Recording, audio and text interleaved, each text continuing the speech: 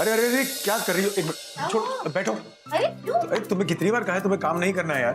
और स्वाति, आइंदा अगर भाभी किचन में दिखे ना तेरी टांगें तोड़ दूंगा मैं। होए होए, आज बड़ा प्यार आ रहा है बीवी ते की गल है। प्यार मद्रास में?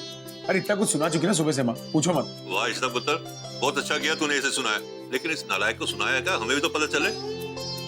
क्या सुनाया? क्या क्या क्या सुनाएगी?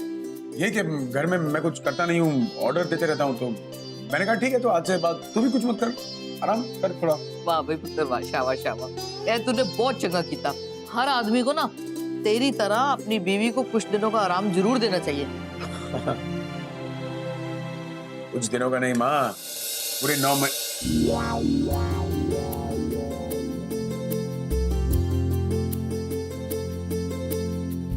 9-10 दिन आराम करना जरूरी है, तब जाके थोड़ा रिलैक्स होता है आदमी, है ना? बस है। मम्मी जी कल सुबह के लिए सब्जी काट लूं? बताइए ना क्या क्या बनना है। अभी आज का डिनर खत्म नहीं हुआ तो कल की फिक्र शुरू हो गई। यार मैं तो तंग आ गई हूँ रोज रोज का मेनू सोच सोच के। सारिका तू ही बता देना की पकेगा। भाई घर में 2-2 बहुएं हैं, आप पे तय कर लिया करो की पकना है। चल इशिता तू बता, कल क्लिनिक की लेके जाएंगे टिफिन में? कल इशिता क्लिनिक नहीं जा रही।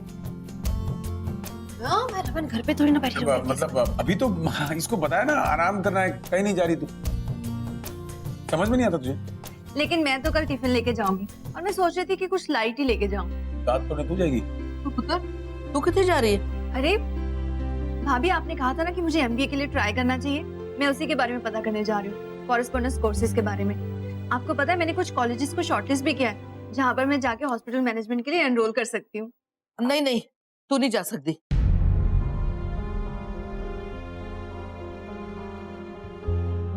मेरा मतलब है कि देख ना, अभी तू नवी नवी दुल्हन है ना, तेरे हाथों की मेहंदी भी नहीं छूटी, चूड़ा भी नहीं उतरा।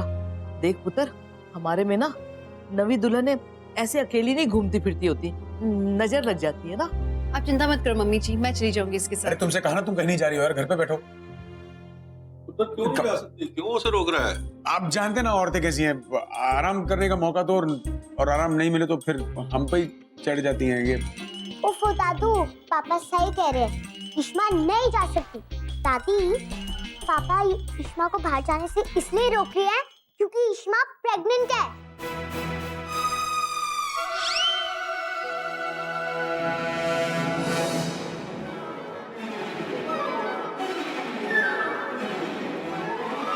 इश्मा को बेबी होने वाला है।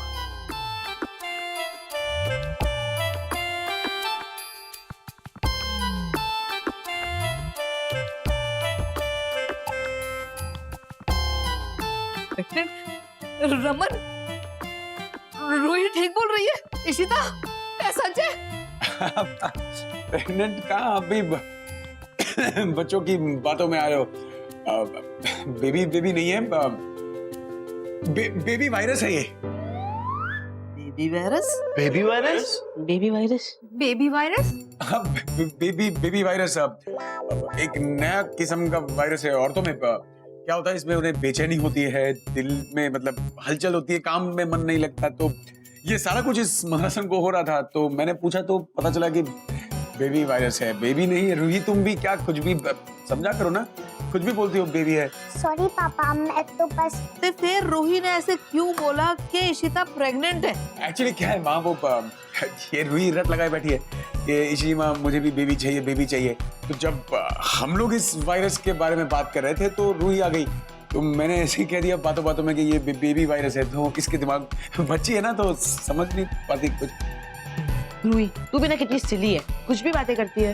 ये बेबी वायरस क्या है? पहले तो कभी नहीं सुना। अभी अभी बनाया है, अभी अभी आया है ये नया वायरस पापा, जैसे स्वाइन फ्लू है ना वैसा। तो छोड़ो खाना खाओ, मेरा तो पेट भर गया। मैं आज चलो आइसक्रीम खाने चलते हैं। आइसक्रीम खाने? भाई बेबी वायरस में आइसक्रीम खा सकते हैं? हाँ भुक्कड़ तेले भी लाएंगे, तू मुंडी नीचे का खाना खा। हाँ रुक चलाओ बेटा, गाड़ी निकालेंगे। अभी खाना नहीं खाने, मैं मोबाइल लेकर आती हूँ। ले लो। आइसक्रीम खाना है।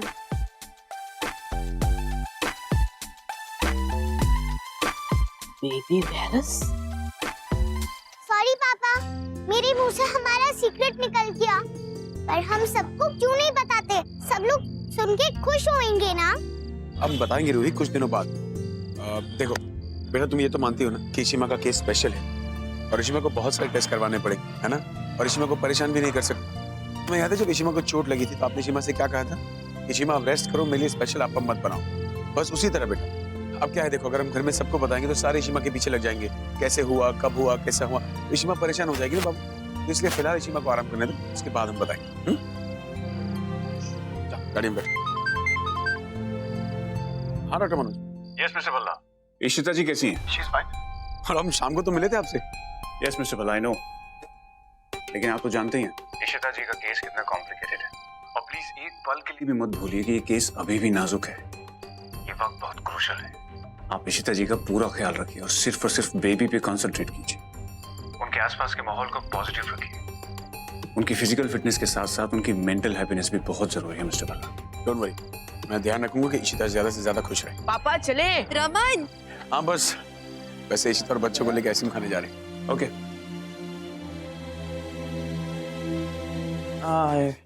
अभी काम कीजिए, आप सारे फ्लेवर दे दीजिए केक। पापा मुझे बटर स्कॉच चाहिए। Butterscotch, okay. और आपको? पापा मुझे चोको चिप्स चाहिए। Oh choco chips. पापा मुझे भी चोको चिप्स चाहिए। अरे अभी बटर स्कॉच बोला था, अभी एक मिनट तो एक मिनट। हेलो, हाँ बोलो बोलो। वेनिला? हाँ vanilla, okay. Mango plus vanilla, वो क्या होता है? पापा मुझे भी चाहिए। हाँ एक मिनट। अरे क्या सब गड़बड़ हो रहा है। हाँ लाता हूँ। और लेने तो दो आइसक्रीम पहले। हाँ ठीक है, चलो बाय बाय। मुझे भी चाहिए mango plus vanilla. Mango plus vanilla, वो तो मम्मा का है ना। एक फ्लेवर बोलो, कभी बटर स्कॉच, कभी चोको चिप्स, कभी मैंगो प्लस वेनिला। सारे फ्लेवर नहीं मिलेंगे। ऐसा?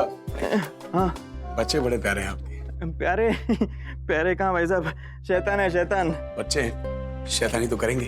बच्चे होते तो अपने पापा की बात सुनते। तीनों बच्चों ने मेरा जीना हराम कर दिया है। मेरी जिंदगी तो कार्टून नेटवर्क जैसी हो गई है। घर पे इनकी माँ ना मुझे चैन से टीवी देखने देती है, ना कुछ और करने देती है। हाँ भाई साहब, जैसे ही। हाँ बता दो। आइए। मतलब कुछ वक्त बाद ये मेरी हालत होगी, एक कंधे पे दो टांगों पे। नहीं, सबकी किस्मत ऐसी नहीं होती। रूही तो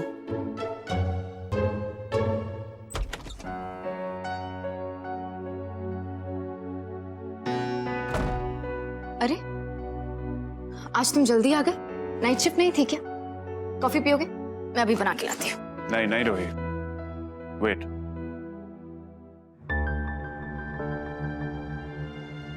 एक्चुअली मैं कंफ्यूज हूँ। मैं तुम्हें रूही बुलाऊं या शगुन अरोरा?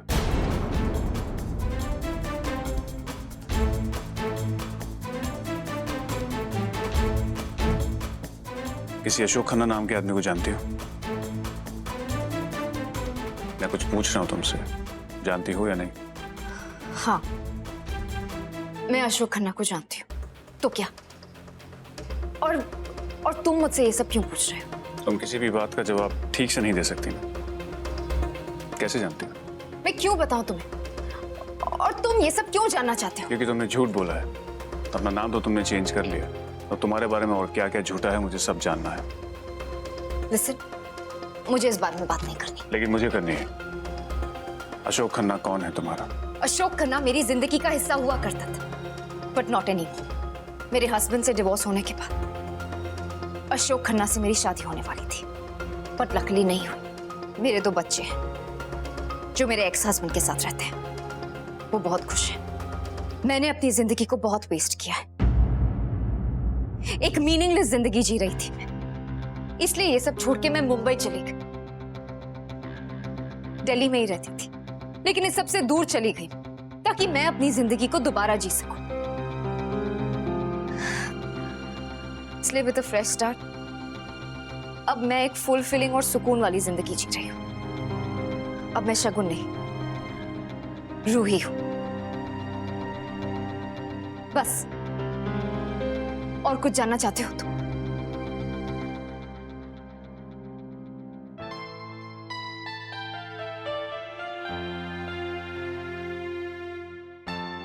थैंक्स। तुमने अपनी लाइफ के बारे में मुझे इतना सब कुछ बताया, ये सब बातें शेयर की। Thank you.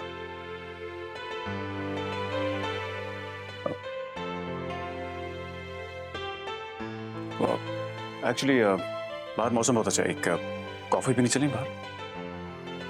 नहीं, एक्चुअली वो मुझे ओह कम ऑन, अब तुम बहाने मत बनाओ, एक कॉफी तो मेरे साथ पी सकती हो।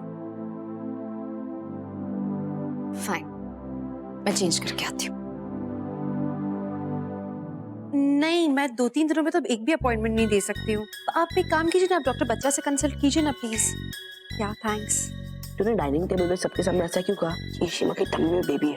तू भी पागल है, सबके सामने ऐसा थोड़ी कहते हैं, सिर्फ पूरा टाइम बेबी बेबी करती रहती है।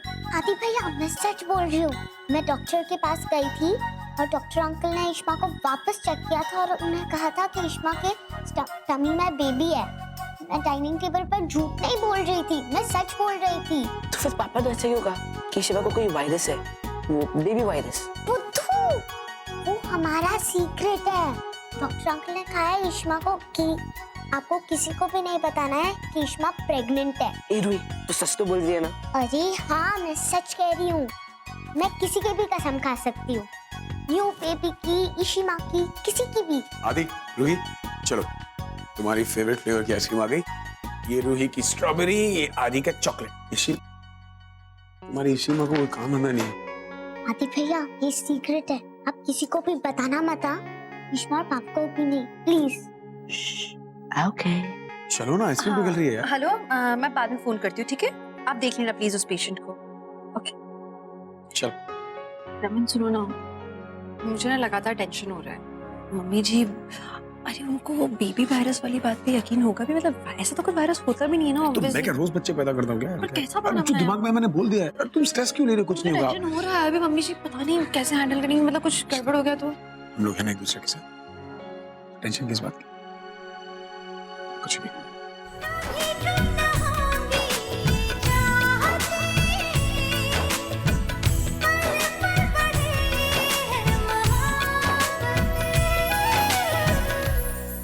अजी पापा और ईशिमा, आप अपनी आइसक्रीम खाओ ना, वरना तो पिघल जाएगी। Baby virus? ये ना संतोषी, तुमने ठीक से सुना ना? ओ हाँ यार, मैंने चंगी तरह सुना था अपने कानों से। रमन बोल रहा था इशिता नु बेबी वायरस हो गया। अच्छा, मैंने तो कभी नहीं सुना। ये कौन सा नया इलनेस है? टीवी में, न्यूज़पेपर में कुछ नहीं देखा। तुमने देखा? नहीं यार। संतोषी, मैंने कहते रही हूँ कि आजकल इंटरनेट पे पूरा पता चलता है। यार शाबा भाई, तू तो बड़ी होशियार है। मैं लैपटॉप लेके आती है, जल्दी है, वेट। हुण पता लग जाना है कि बेबी वायरस है कि कुछ और है।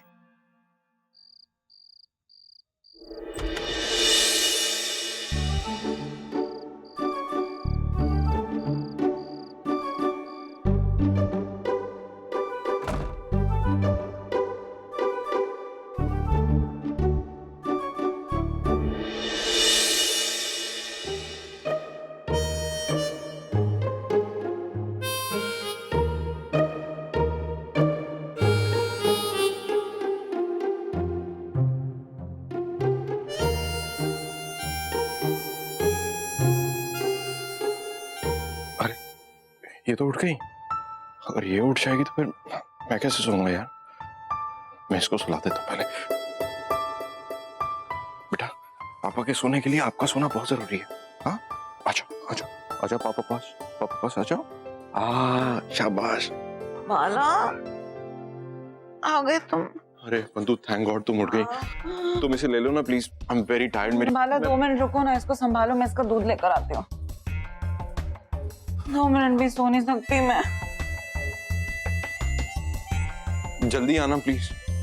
ओ मामा, लाओ मुझे तो। हाँ, ये लो। आजा बेबी, आजा आजा आजा। चिट्टी चाट, छोटू बेबी, आजा तू। तू सोती नहीं है ना? ओह गॉड, माला इसने नापी गीली कर दी है, डायपर दे दो ना इसका प्लीज।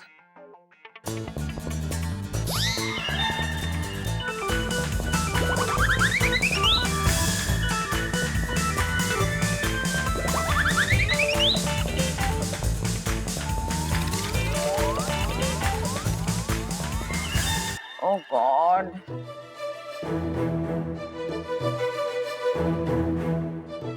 अरे बाला, नहीं क्या हुआ? सुनो रमेश, ये लो मिठाई का डब्बा और सब में बांट दो जल्दी।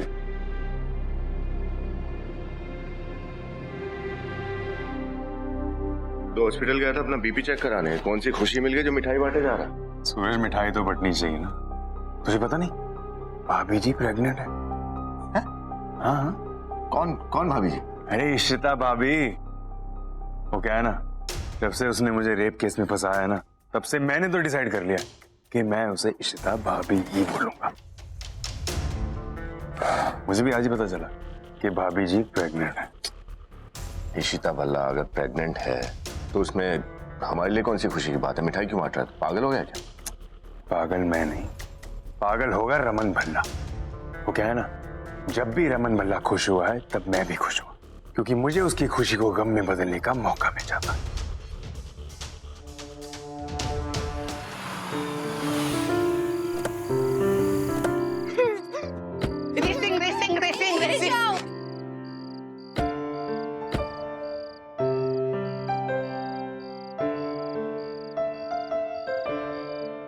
जीजू,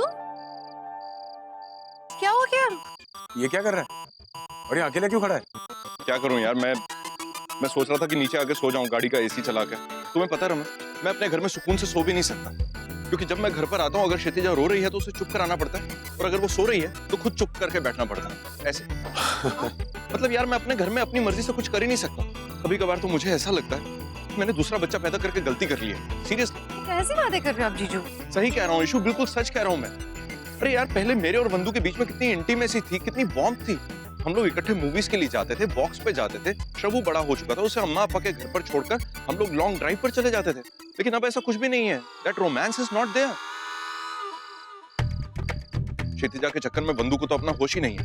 बंधु को मेरी तो परवाह ही नहीं है। अरे पहले मैं घर आता तो पूछती तो थी कि तुमने खाना खाया नहीं खाया, तुम्हारा दिन कैसा रहा, लेकिन अब तो ऐसा कुछ भी नहीं है। पूरे रोमांस की ऐसी की तैसी हो गई है यार, सीरियसली। इशू मैं सजेस्ट समझे, तुम वो बच्चा पैदा करने के लिए कुछ ट्रीटमेंट वगैरह ले रही हो ना यार, मत लो प्लीज। देखो तुम्हारे दोनों बच्चे बड़े हो चुके हैं, you have got your own space, अपनी लाइफ एंजॉय करो ना यार। सीरियसली बता रहा हूँ, देखो अगर घर पे छोटा बच्चा आ गया ना तो तुम लोगों के रोमांस की बैंड बच जाएगी बुरे तरीके से।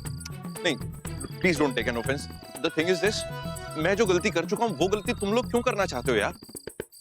मेरी जिंदगी तो कार्टून नेटवर्क जैसे हो गई है। घर पे इनकी माँ ना मुझे चैन से टीवी देखने देती है ना कुछ और करने देती है। बस इन्हीं का राज है। यकीन मानिए इन्होंने सबने मुझे पागल कर दिया है। आप ओवर रिएक्ट कर रहे हो, मुझे लगता है आप स्ट्रेस्ड आउट हो। नो सीरियसली रमन, आप समझाओ ना, चुपचाप क्यों खड़े हो? कुछ भी बात की जा रही है जीजू। हाँ बड़ा क्या बात कर रहा है, पागल है। बच्चे तो भगवान की देन होते हैं ना, थोड़े शैतान होते हैं, शैतानों की टोली हो जाती है धीरे धीरे, लेकिन it's all good. I mean बच्चे अच्छे हैं। रिलैक्स।